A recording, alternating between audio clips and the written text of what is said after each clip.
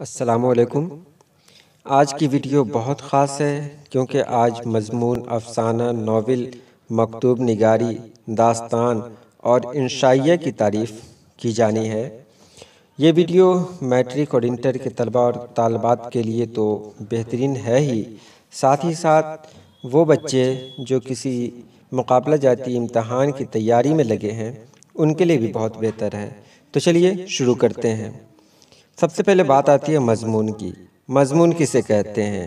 تو کسی بھی عنوان پر معلومات یکجا کر کے اس کے ذیلی موضوعات پر روشنی ڈالتے ہوئے دلچسپ اور جامع مواد کو ترتیب، تسلسل اور روانی کے ساتھ پیش کرنا یا کسی موضوع پر ترتیب کے ساتھ اظہار کرنا مضمون کہلاتا ہے۔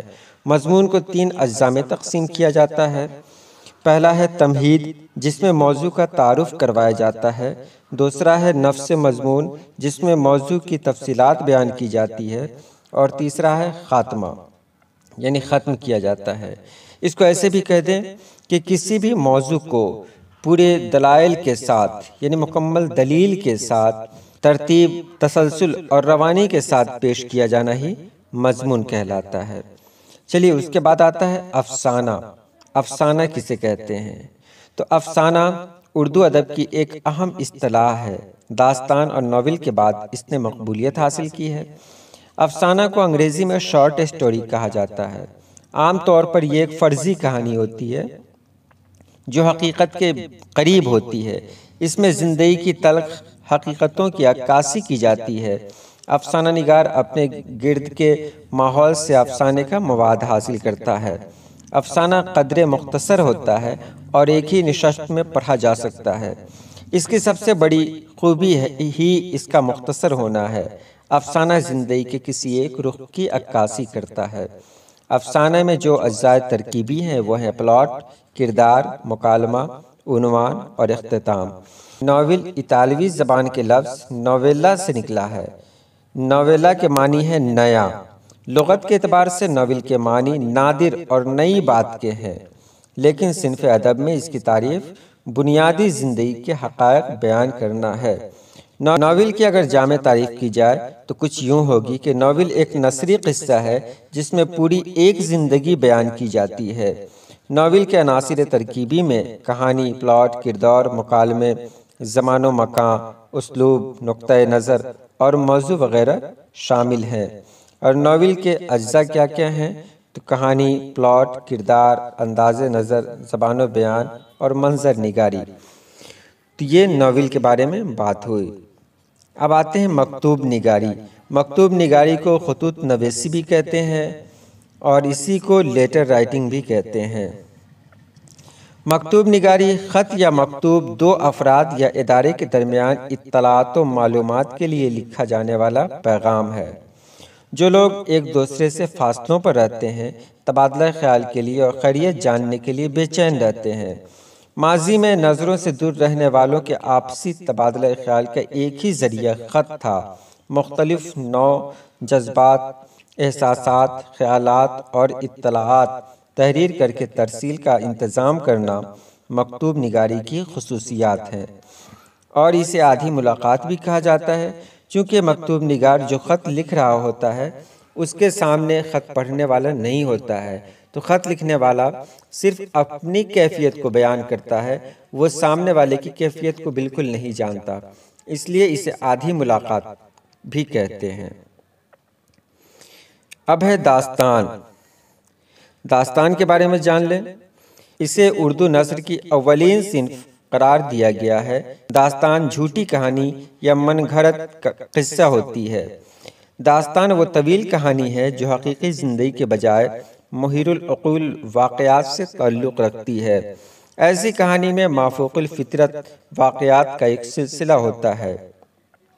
داستان میں چونکہ حواس کے اعتبار میں آنے والے واقعات نہیں ہوتے، اس لیے دلچسپی اور تجسس داستان کے اہم اجزاء ہیں۔ اس کو ایک بار اور جان لیں۔ داستان ادب کی وہ صنف ہے جس میں مافوق الفطری عناصر کی کارفرمائی ہوتی ہے، مطلب اس کے جو کردار ہوتے ہیں وہ ایسے ہوتے ہیں جس پر یقین نہیں کیا جا سکتا، جیسے بھوت، پریت، اڑنے والا گھوڑا، ڈائن، چڑیل وغیرہ وغیرہ ایسے سے کردار ہوتے ہیں داستان میں جن کو ہم عام زندگی میں نہیں دیکھتے ہیں یا ان سے ہمارا کوئی جڑاؤ نہیں ہوتا۔ اب آخر میں ہے انشائیہ۔ انشائیہ کیا ہے؟ تو انشائیہ کے سلسلے میں اہم بات یہ ہے کہ ناول، افسانہ یا مضمون کے برعکس انشائیہ کا انداز غیر رسمی ہوتا ہے۔ انشائیہ کو اگر کسی خاص ترتیب کا پابند بنانے کی کوشش کی جائے تو اس کی انفرادیت مجروح ہوگی۔ شگفتگی اور تازگی انشائیہ کی بنیادی صفت ہے۔ عموماً ہر نثر پارہ اپنی حیثیت میں مکمل ہوتا ہے، مگر انشائیہ میں اکثر اوقات عدم تکمیل کا احساس ہوتا ہے۔ انشائیہ نگار مضمون نویس کے برعکس کوئی حتمی نتیجہ نہیں نکلتا۔ انشائیہ مائل باختصار ہے۔ انشائیہ کے موضوعات میں بڑا تنوع ہے۔ انشائیہ لکھنے والوں کی شخصیت اور اس کے داخلی تاثرات کا ترجمان ہے۔ انشائیہ در حقیقت شخصی اور غیر شخصی یا داخلی اور خارجی پہلوؤں کا سنگم ہے۔ انشائیہ نگار کسی مقصد یا اصلاح کی خاطر قلم نہیں اٹھاتا، کوئی نتیجہ اخذ کرتا ہے اور کوئی مشورہ دیتا ہے۔ اس کا انداز غیر رسمی ہے۔ شگفتگی اور تازگی اکثر اوقات نامکمل باقی رہتا ہے۔ حتمی نتیجہ نہیں نکلتا، مائل باختصار ہے۔ انشائیہ در حقیقت شخصی اور غیر شخصی یا داخلی اور خارجی پہلو کا سنگم ہے۔ انشائیہ نگار کا مقصد اخذ نتیجہ یا مشورہ دینا نہیں۔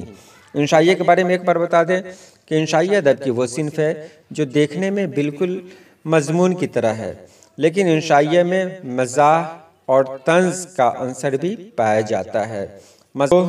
آج کے لیے اتنا ہی۔ اس کے بارے میں پھر تفصیلی گفتگو کی جائے گی۔ ہر ایک صنف کو الگ الگ ویڈیو میں بتایا جائے گا تاکہ آپ تفصیل سے اس کے بارے میں جان سکیں۔ یہ ویڈیو خاص طور سے میٹرک اور انٹر جو بہار بورڈ کے طلبہ اور طالبات ابھی امتحان دینے کے لیے تیار ہیں ان کے لیے بنائی گئی ہے۔ تو چلیے آج کے لیے اتنا ہی۔ اللہ پاک آپ سبھی لوگوں کو خوش رکھے، آباد رکھے۔ اللہ حافظ۔